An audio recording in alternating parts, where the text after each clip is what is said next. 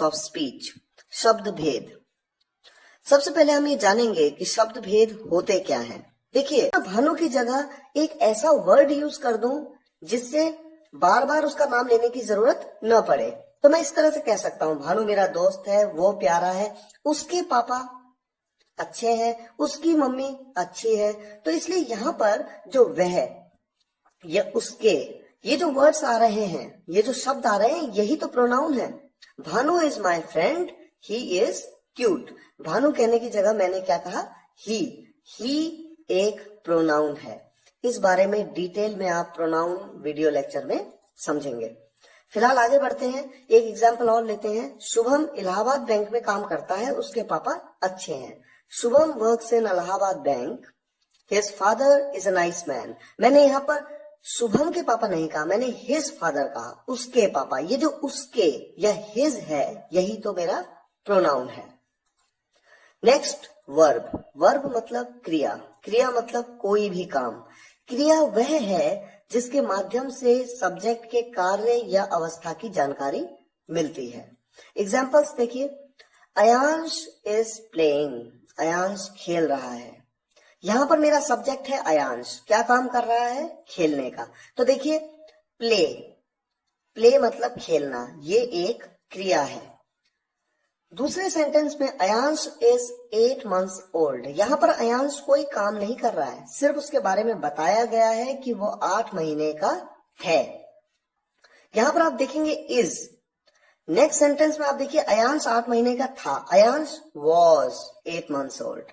और fourth sentence में Ayansh will be 8 months old, Ayansh 8 महीने का होगा।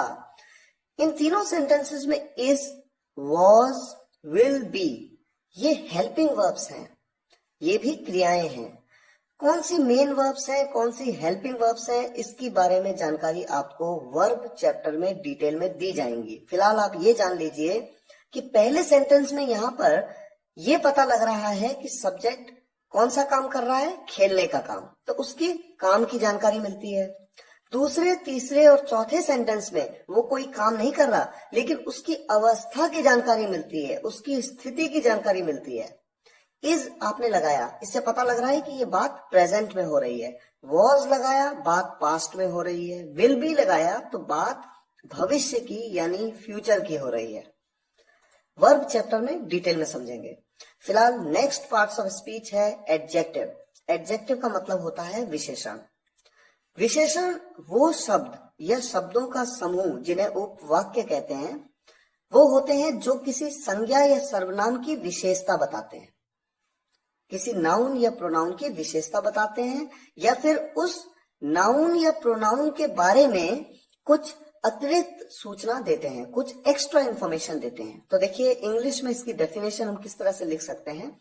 एडजेक्टिव्स आर द वर्ड्स और the clauses that show the quality of noun or pronoun or provide some additional information about them. About what? Noun and pronoun. Example, एक brief overview हम यहां पर लेते हैं। राम बहादुर है, राम इज ब्रेव। किसके बारे में बात हो रही है? राम के बारे में। राम की क्वालिटी के बारे में बात हो रही है, राम की एक विशेषता के बारे में बात हो रही है। जब मैं कहता हूं ब्रेव, राम के बारे में देखिए, मैंने कहा ब्रेव। ब्रेव कहना राम की विशेषता बताना है। तो ये जो वर्ड है ब्रेव, ये एक एडजेक्टिव है, एक विशेषण है, क्योंकि ये किसकी विशेषता बता रहा है? राम की। राम क्या है? नाउन है। नाउन और प्रोनाउन की विशेषता बताने वाला वर्ड क्या होता है? Adjective.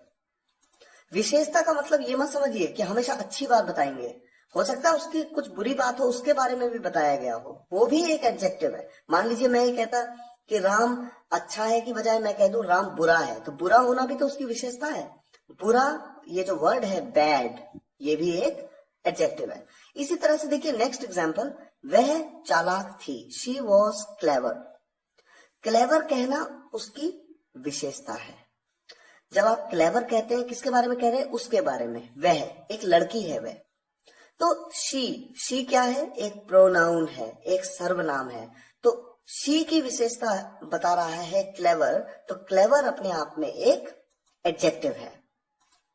Next word, next sentence in fact, मेरे पास कई पेंसिलें हैं या मेरे पास कुछ पेंसिलें हैं। देखिए, कई या कुछ का प्रयोग करने से आपको पेंसिल्स के बारे में कुछ एडिशनल इंफॉर्मेशन मिलती है।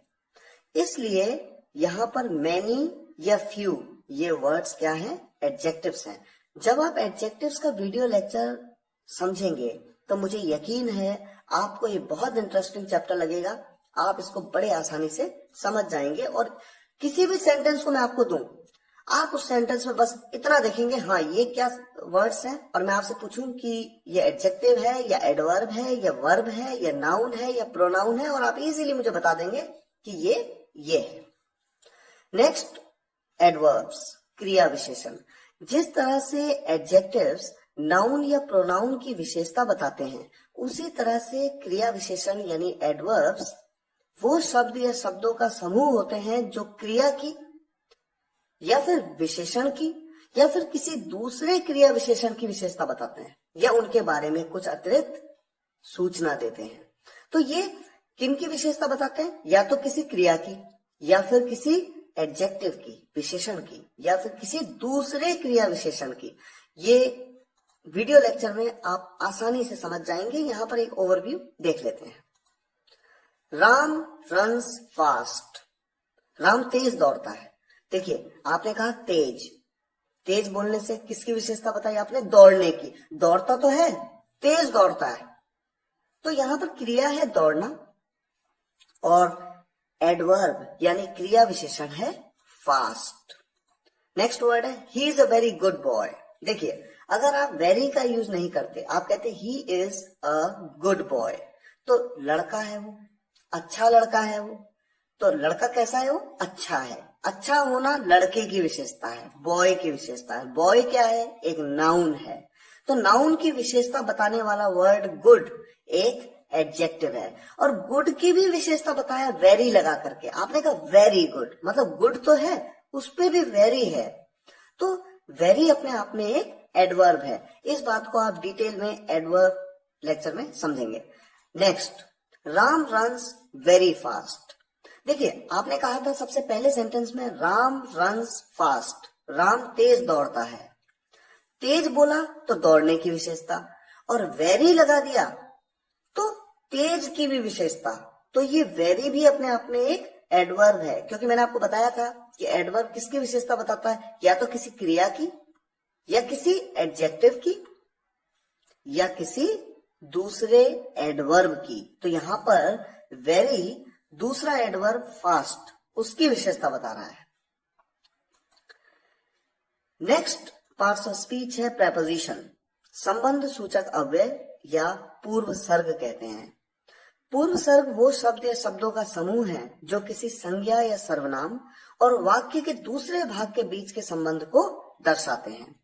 Preposition is the word or group of words that is generally placed before a noun or a pronoun to express its relation with other part of the sentence. कई prepositions हैं, example के तौर पे in, into, on, onto, up to, for, with, within, etc. इन सभी prepositions के बारे में आप prepositions वीडियो लेक्चर में एक एक करके बारीकी से समझेंगे। नेक्स्ट पार्ट्स ऑफ स्पीच है कंजंक्शन, जिसका अर्थ होता है संयोजक। ये बेसिकली दो वर्ड्स को या दो सेंटेंसेस को जोड़ देता है। आपके सामने डेफिनेशन है, यह दो शब्दों या वाक्यों को जोड़ देते हैं, इससे वाक्य छोटा हो जाता है बिना अर्थ बदले। कंजंक्शन इज द वर्ड और set of words that connect to words और sentences or used to coordinate words in the same clause. It shortens the sentences without a change in meaning or sense. तो basically conjunctions दो word और sentences को जोड़ देते हैं। Examples के तौर पे आपको मैं एक एग्जाम्पल देता हूं। यहाँ पर दो सेंटेंसेस हैं, Amit is your friend, Aman is your friend. देखिए, अमित आपका दोस्त है, दूसरा सेंटेंस है अमन आपका दोस्त है। जब दोनों आपके दोस्त हैं तो क्यों ना दोनों को एक साथ यूज कर लूं, एक ही सेंटेंस बना दूं। Amit and Aman are your friends. मैंने यहां पर एंड लगा दिया और दो सेंटेंसेस को एक सेंटेंस बना दिया। ये एंड जो कि दो सेंटेंसेस को एक बना रहा है, ये एंड ही तो कंजंक्शन है। इसी तरीके से देखिए एक तरीका और है, Amit as well as Aman is your friend.